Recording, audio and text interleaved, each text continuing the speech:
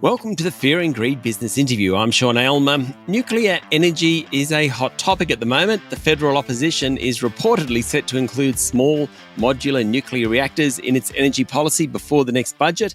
Putting aside the domestic politics, globally, nuclear power generation is on the up. The International Energy Agency predicts nuclear power generation will hit an all-time high next year. And with that comes renewed demand for uranium, and Australian companies are well placed to meet that demand. Remember, this is general information only, and you should always seek professional advice before making any investment decisions. Tribeca Investment Partners runs one of the only wholesale funds dedicated to this nuclear energy and uranium globally. Guy Keller is the portfolio manager for the Tribeca Nuclear Energy Opportunities Strategy. Guy, welcome to Fear and Greed. Thanks very much for having me, Sean. So, Guy, I don't know much about uranium. Given the fact that we want renewables and we want to get rid of carbon fossil fuels, it seems to be on the up at the moment. But maybe you can just talk us through what's happened to uranium prices in recent years and why they've fallen and now rising.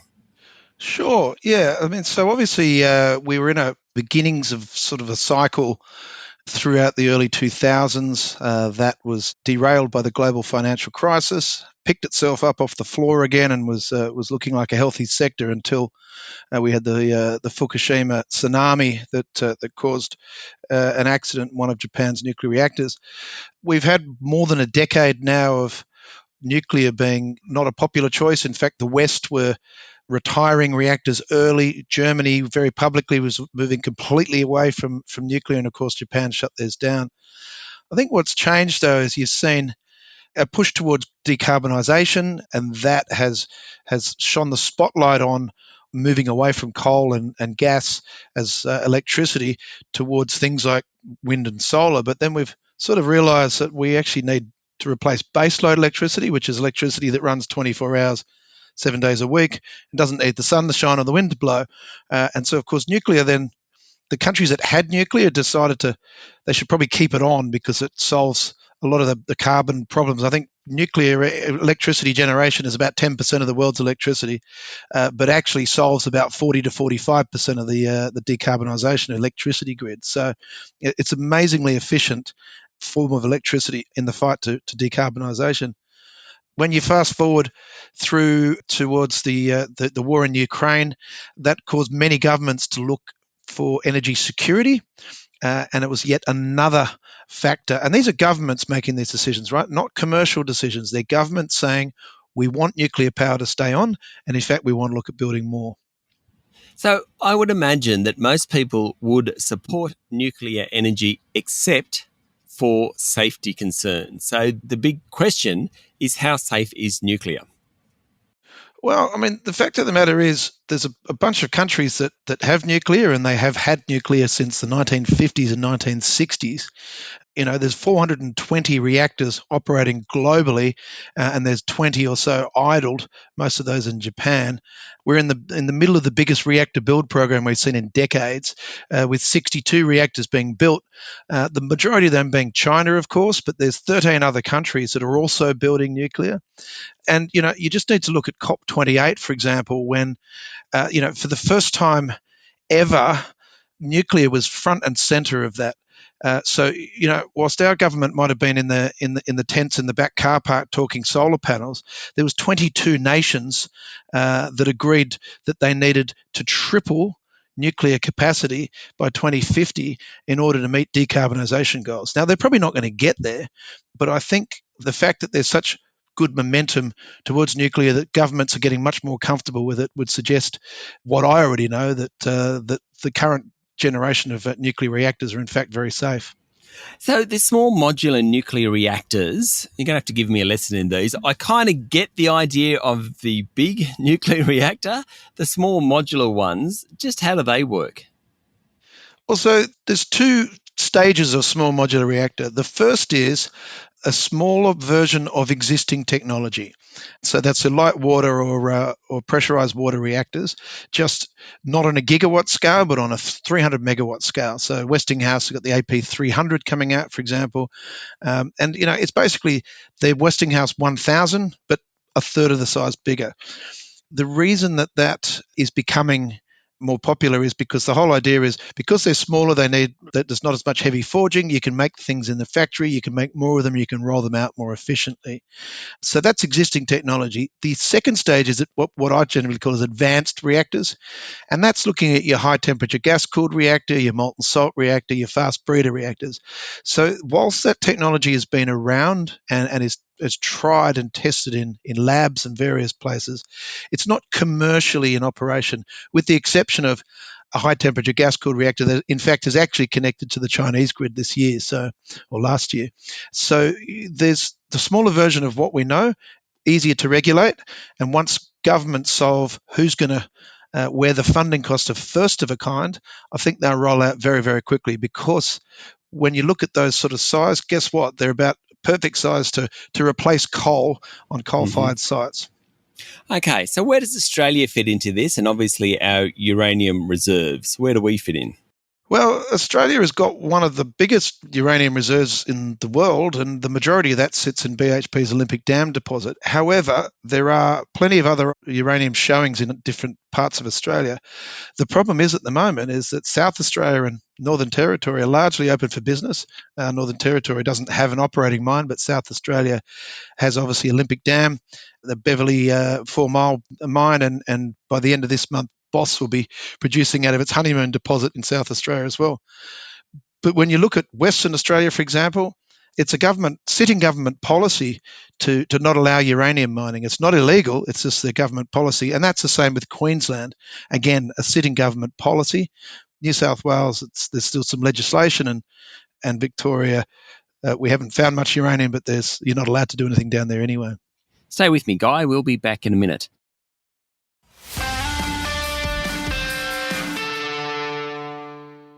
I'm speaking to Guy Keller, Portfolio Manager for the Tribeca Nuclear Energy Opportunity Strategy. Okay, so, I mean, I don't want to say it's inevitable, but if you look at the way the world's going, even Japan, you said they've mothballed a bunch of reactors, but they're actually talking about firing them up again simply to meet their emissions targets. So maybe not inevitable, but certainly the trend is that way. As an investor, how do I think about it? Like, in that, Guy, that's your role. You talk about, for wholesale investors, you can invest in nuclear/uranium. How do investors think about it? What are the stocks we're talking about, or what are the assets we're talking about? Well, so it's still a really, really small market. When I started looking at this back in sort of 2017, I think there's about 26 odd stocks globally, listed stocks that doing something in uranium. There was almost zero in advanced nuclear, and the middle of the fuel cycle is quasi-government, so there's not real investment opportunity there. We're now 2024, there's maybe 60 odd stocks, but last cycle there was up to 500 listed opportunities that had uranium in their name. Now, of course, a lot of them were gold or something else that decided to pick up a uranium tenement. In fact, I've just come back from PDAC in Toronto, Canada, and we're already seeing the beginning of that. People picking up because lithium's not working or uranium's not working. The ASX has got a very wide choice of uranium stocks with projects in various locations. Not many with projects in Australia, but you can get Africa, you can get Canada, you can get United States. But the market caps of those companies aren't very big. So to get the bigger market caps, you need to be in Canada and USA, where you can invest in the likes of Cameco, which is the biggest listed producer, or second biggest listed producer. But, a lot of questions I was getting was, especially as I said, coming back from PDAC, was, is uranium going to do what lithium has just done? We saw obviously a very big run higher in lithium, and then prices collapsing back to almost 2020 levels. The difference here is that there's a primary mine supply deficit in uranium that's been around for more than a decade. It was getting fulfilled by inventory drawdown and some secondary programs that are no longer in existence, and something around enrichment, which is a bit too complex to get into, where basically they had spare capacity, so they were pushing uranium equivalent back into the market. That's now reversed with Russia, of course. They're now sucking uranium out of the market because they're trying to run harder. But so we started this move with a primary mine supply deficit from yesterday that we can't fulfill. We've got a primary mine supply deficit today, even with prices up around $90 or $100, as we've seen earlier this year.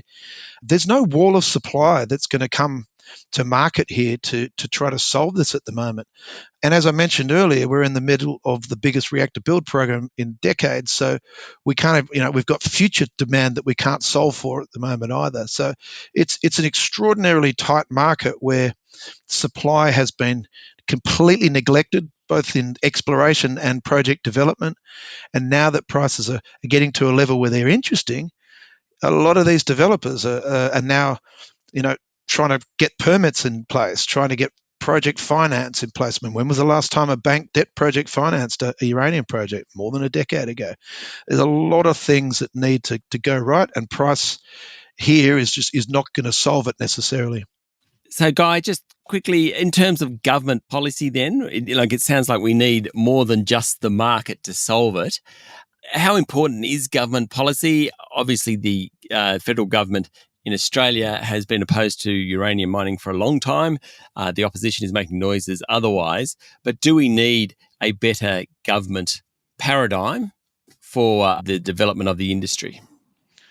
Oh, look, from a federal level, we certainly need to remove the ban on nuclear power so that we can have some grown-up conversations on energy policy and how that should look. And certainly on a state level, having a policy because of the sitting party. I mean, I doubt very much that the people of Western Australia or Queensland know or care that their government has got a ban on mining uranium. And as I said, it's needed. Why wouldn't Australia, with such abundant resources of uranium, mine those resources to be powering the 450 reactors plus the 60 being built to enable the future generation to have a carbon-free baseload electricity lifestyle. We've got the resources. The world needs them. We're silly not to be participating in this. Guy, thank you for talking to Fear and Greed. Thanks very much for having me. It's been a pleasure. That was Guy Keller, Portfolio Manager for the Tribeca Nuclear Energy Opportunity Strategy. This is the Fear and Greed business interview. Remember, this is general information only, and you should seek professional advice before making any investment decision. Join us every morning for the full episode of Fear and Greed, Australia's best business podcast. I'm Sean Aylmer. Enjoy your day.